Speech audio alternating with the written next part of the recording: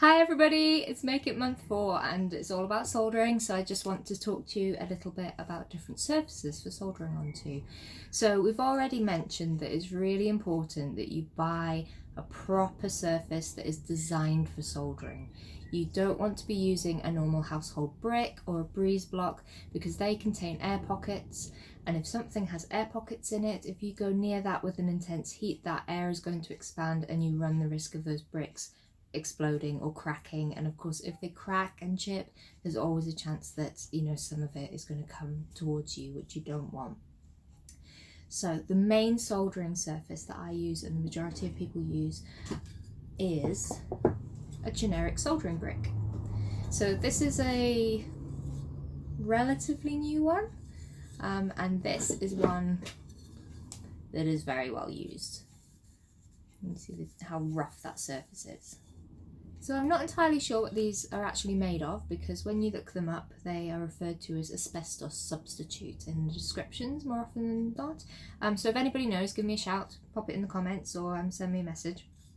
But the important thing about them is they're nice, hard, compressed, so there's no air in there, flat surfaces that radiate the heat well, so your work will heat up nicely. They're heat proof, as in they're safe to use, but they're still going to get hot, so you know, always be careful after you've used them or picking them up, and be careful what surface you put them down onto, because one brick might not be thick enough to stop any heat that generates through scorching your wooden table or whatever surface you happen to be working on. So just bear that in mind. I quite often put these onto little metal trays, like a cooling rack that has legs on there to disperse that heat before it hits the table. Instead of things like cooling racks, some people use those soldering mats. You can find them in the plumbing supply stores more often than not.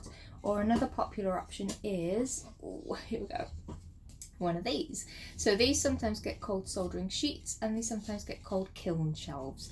So it's the same idea, just a larger surface that you can put down just to help dispel some of that heat from transferring from your brick through to whatever work surface you're working on.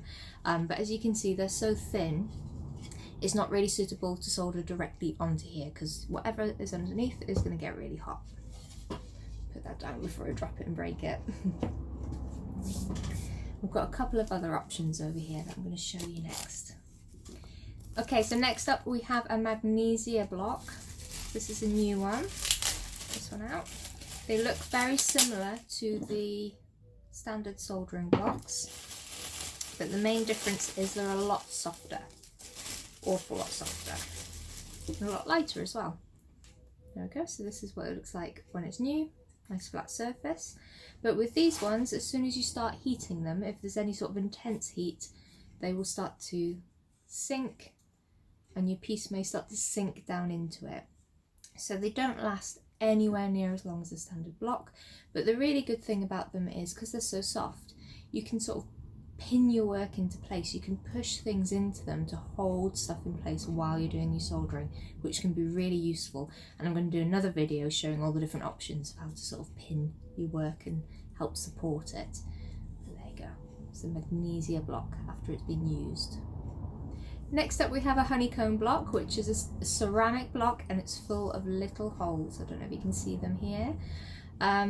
So these are the far more hard-wearing version of the magnesia blocks, really. So the idea of them is twofold. One, the little holes can be used to pin elements to your brick to secure them while you're soldering, similar to the magnesia one. But also the little holes help air flow, air generate around it, which can help with certain heating applications. The downside of these ones is the holes are very evenly spaced, so whereas the softer bricks like the magnesia ones, you can push things into them wherever you want, but with these ones you're limited to the spacing of the holes that are already there. And the other downside of them is this one, although new, actually just in transport in the post arrived broken, which quite often when I buy them, this happens. And here's a used one, and again, as you can see, broken.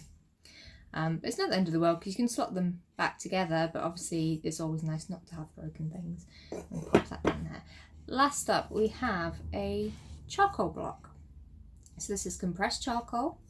So when it arrives, it's a nice hard surface. When you heat charcoal though, and when it heats and cools, it can sort of contract and therefore break apart. So it's good practice to wrap it in steel wire, binding wire, just to help it hold its shape a little bit more. And similar to the magnesia one, as soon as you start to use it, it will start to sort of dip and deform a little bit, but again you can pin things into it. But the really nice thing about this is charcoal absorbs oxygen, and it's the oxygen mixing with the gas and the copper content in your metal that causes the oxides. So this really reduces oxidization of your pieces. I use these standard bricks 99% of the time, and a lot of people will tell you that after they get to this sort of stage, looking a bit manky, it's time to retire them, get rid of them. But I say always keep them, because even if you're not directly using them for soldering, they're always going to be handy for stacking under other blocks, for building up walls around blocks if you want the heat to bounce off this onto your piece, which can be handy when you're heating larger pieces. It's a bit like building a mini kiln around what you're working on. So if you've got the space, it's always handy to keep hold of your old blocks. Same goes for things like the charcoal.